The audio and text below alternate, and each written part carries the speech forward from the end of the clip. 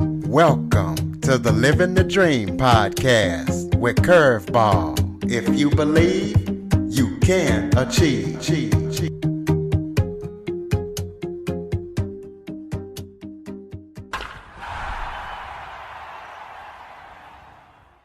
Welcome to the Living the Dream with Curveball podcast, a show where I interview guests that teach, motivate, and inspire. And today, we're going to learn how to be happy and definitely be motivated and inspired, as I am joined by happiness strategist Monique Rhodes. Monique goes around the world teaching students and corporations how to master their lives. Over 70 college and universities use her program, the 10-Minute Mind, and she is also the host of the Daily In Your Right Mind podcast. So if you guys don't know about it, she's going to tell us about it, and you definitely need to check it out. She keeps you motivated and inspired on a daily basis. Monique, thank you so much for joining me today. Thank you for having me with you, Curtis. Why don't you start off by telling everybody a little bit about yourself? Well, as you can probably hear, I have this funky little accent that comes from one of the most beautiful countries in the world. I grew up in New Zealand. It's really such an amazing place, such a wonderful place. And that's where I started off in the world, Curtis, growing up in Hobbit's Land. Many of you'll know it from The Lord of the Rings. Or the greatest sporting team, the winningest sporting team in the world is the All Blacks. Or you may know New Zealand from our Prime Minister, Jacinda Ardern, who's become very famous over these last few years with the pandemic and being one of the youngest female prime ministers in the world. So that's where I hail from, Curtis, and that has a lot, I think, to do with who I am, being a New Zealander. I think it was a wonderful country to grow up in. Well, you have over 25 years of experience being a happiness strategist and studying the mind. Explain what a happiness strategist is. Yeah. So most of us, I think, go through our lives feeling different elements of maybe depression, maybe sadness, maybe despair. We might feel that we're a little bit stuck in our lives. You know, we understand that if we keep going the way that we're going, that everything is going to remain the same. And so for most of us, we're not really as happy as we want to be. We know that it's possible to be happier, but we don't know how. And so what I do is I teach people how to become happier, because for myself, when I was younger, I had a very difficult childhood. And by the age of 19, I tried to take my own life. And as I sat in that hospital bed, wondering how I was going to turn my life around, I really asked myself the question, why is it that some people are happy? And why is it that I'm struggling so much with this? And so I went on an adventure around the world. I traveled extensively all over the world, looking at different cultures, looking at different philosophies, and trying to understand what it was that made the difference between people who were happy and people who struggled, to see if I could turn this around in myself. So I used myself as an experiment, and I have reached such a level of consistent happiness that I didn't actually believe was possible, that in the last few years I have turned this around, and I now teach thousands and thousands of students all over the world exactly what I learned as to how to be happier. Well, we're definitely looking for you to teach the audience tonight. So talk about secrets to being happy and give my listeners some practical tips on being more happier. Yeah, absolutely. So I think one of the most important things for us to understand is that we consistently look outside of ourselves to try and be happy. You know, maybe we think, when I meet the perfect person, I'll be happy, or when I get a raise, I'll be happy, or when I buy this house, I'll be happy. And so what we do is we give our happiness away to external events that we can't actually control. We can be hopeful we meet the person of our dreams. We can be hopeful we get a raise. We can be hopeful we get the perfect job. But actually, we don't know. And so what it means is that our happiness is reliant a little bit on things falling into place.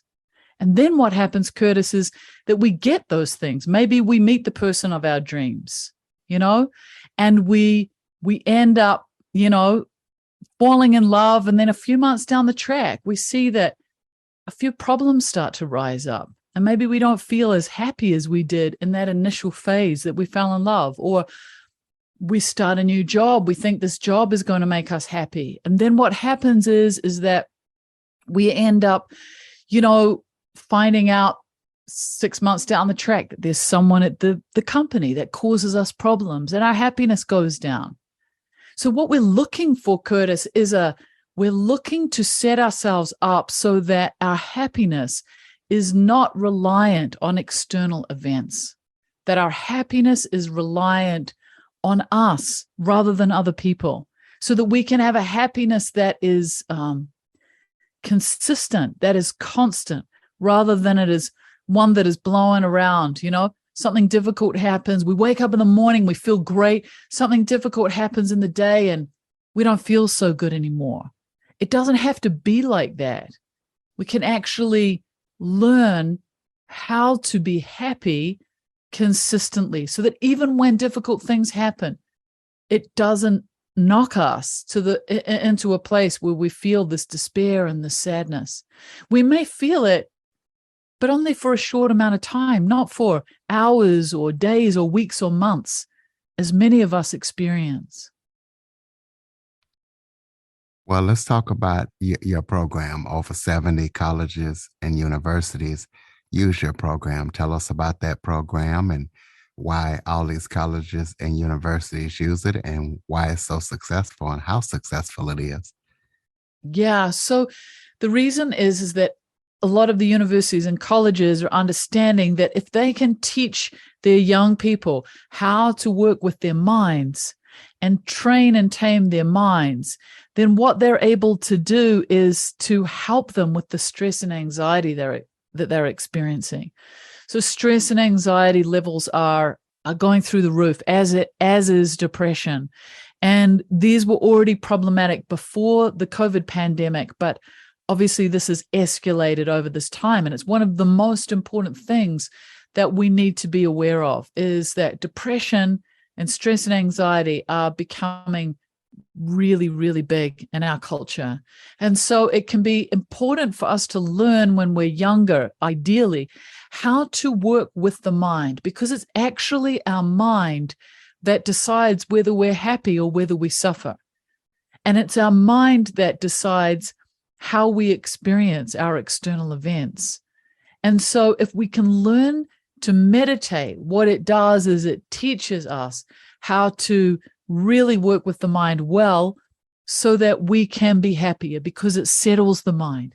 It enables us to learn a relationship with ourselves. It teaches us how to work with our thoughts and emotions so that we can really calm our mind down.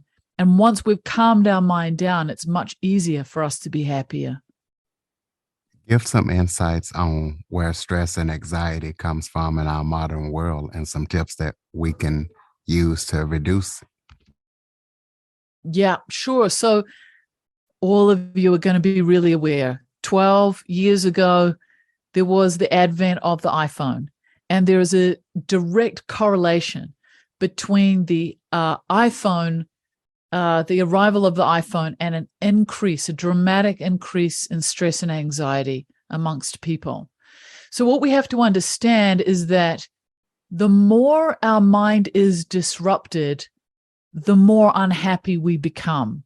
So you know that feeling when you're really in a flow, when you're concentrating on something? Maybe you're playing a game, maybe you're playing music, maybe you're having a conversation, and you just feel so good, and there's this flow happening. And without that flow, what happens is that our mind is jumping from one thing to the next, and it causes a lot of stress and anxiety in the mind. So we're now living in a world where we're really overwhelmed with notifications coming in that are creating stress and anxiety for us. We're being interrupted. We're writing an email. Our phone goes off with a notification. We're disrupted. So our mind is shifting from one task to the next.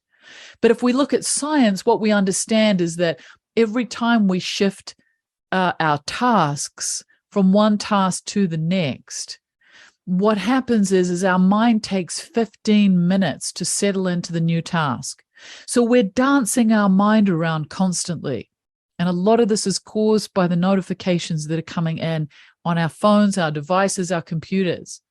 But also we're engrossed in a whole bunch of information that is not helpful for us. So many things that are going on in the world that we have no power over, that we're worrying about and thinking about because we're being drawn in and sucked in through news channels and through social media into events that are of no concern to us.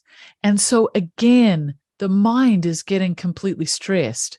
So it's really important for us to look at our relationships with all of the things that distract us and take us off, and to try and keep our mind really focused in the present moment, which is what the wonderful thing is about meditation practice, is it teaches us to be here.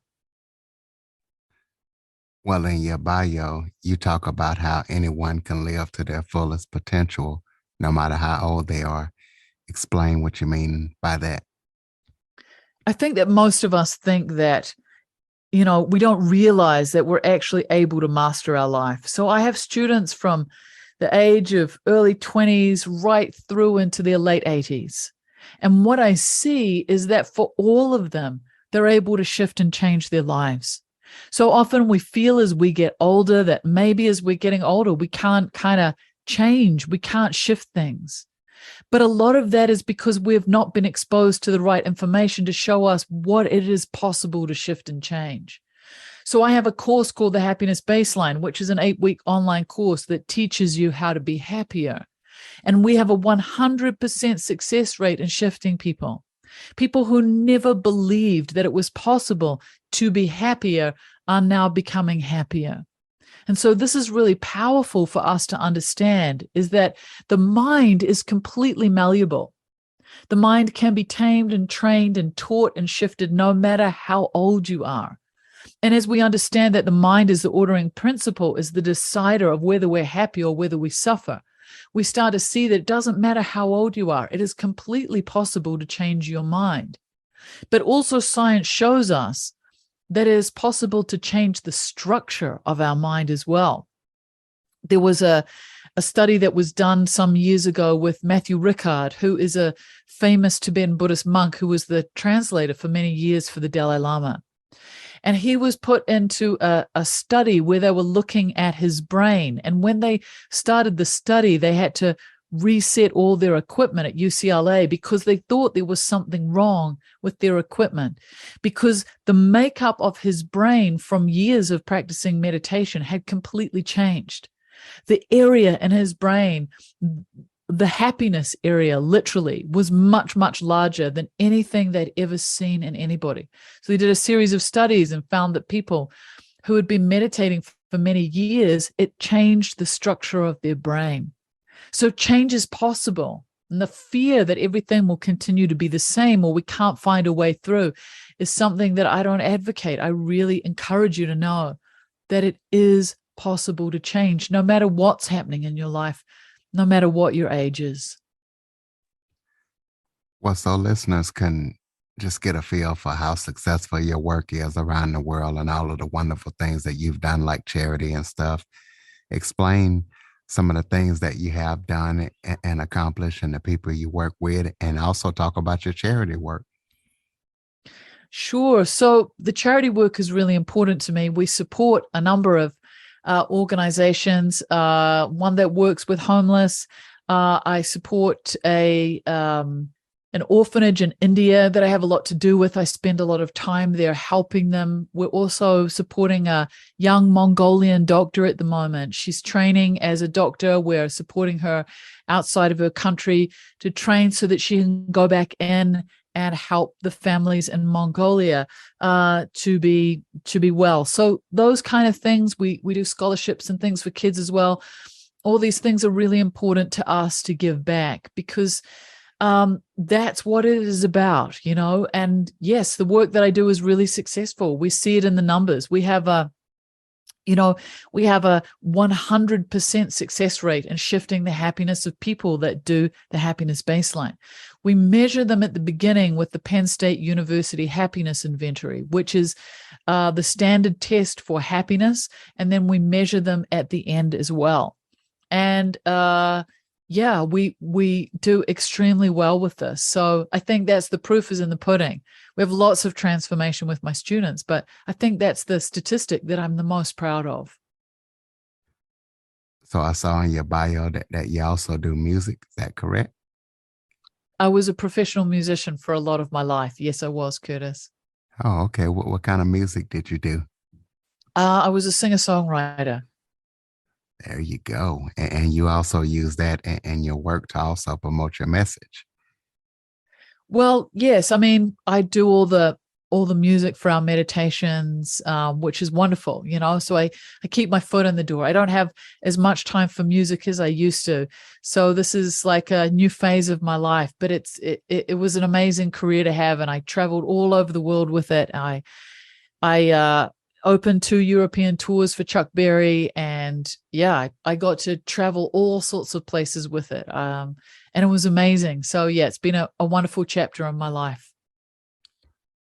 Well, tell us about your daily podcast, In Your Right Mind. Tell people why you decided to start that, where they can check it out, and what it's all about. When COVID began, one of the things that I was looking at is what sort of support my students needed. And they needed something that was more day-to-day in the support, because people were really struggling. So we started up the In Your Right Mind podcast, believing that we were going to do it for a couple of weeks, because everyone at that time, as you know, was so unsure as to what was happening with this COVID pandemic. And 2.5 years later, it's still going. It's a daily podcast where I give bite-sized pieces of wisdom. So often people will write to me with questions, or often I'll reflect on things that are happening in the world and just help people as to how they can navigate and manage their lives differently. So you can find it on all the platforms. It's called In Your Right Mind. And you can also write to me with any questions you have, and more than likely I will answer those on a podcast. Or do you have any current upcoming projects that you're working on that the listeners need to know about?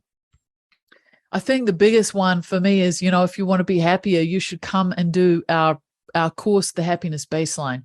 And the reason that it's so exciting, this course, is because we do things a little bit differently. We don't we ask you for an accountability bond for the course. So we ask you for an accountability bond. We get you to put that accountability bond down. And as long as you complete the 8-week course within 10 weeks, you just write to us and you get your bond back. The reason that I do it this way is that I want you to complete the course. I want you to be happier. I want you to get the results. And we get a 92% completion rate in our course when people do it this way. So it's amazing. So I just really encourage you to come and do this course. I'm very involved with it. You get to ask questions through it. I answer personally. And if you want to be happier, this is the way. Well, throw out your contact information, website, social media links. That way people can stay connected with you and take that course. Yes, thank you. Just come to moniquerhodes.com, which is the same as my name. You can find me on all of the platforms under Monique Rhodes Official. We're there and would love to get to know you and would love to teach you and help you. Absolutely. Well, you got such an extensive bio. So close us out with some final thoughts, maybe something that I forgot to touch on that you would like to hit that's real important to you, or just any final thoughts for the listeners. I just think my final thoughts, Curtis, is just to remind everybody that no matter where you are in your life, that change is possible. You just need to find the right avenue, the right person or the right people to help you through.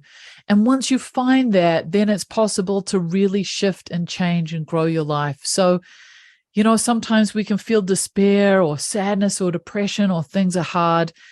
But I just want to tell you that I transformed and changed my life. And it was, I was at the depths of despair when I started this journey. And I just want to encourage you that it is possible. I didn't know the level of happiness that I experience now was possible, but it is. And I just want to give you all hope that it's possible to change your life. Ladies and gentlemen, moniquerhodes.com. Be sure to check her out. Check out her course. Check out that Daily In Your Right Mind podcast. Also, be sure to follow, rate, review, share this episode to as many people as possible because we all are looking for happiness, and Monique is definitely someone who can help you do that if that's what you need. Monique, thank you so much for joining me today. Thank you for having me, Curtis. For more information on the Living the Dream podcast, visit www.djcurveball.com. Until next time, stay focused on living the dream.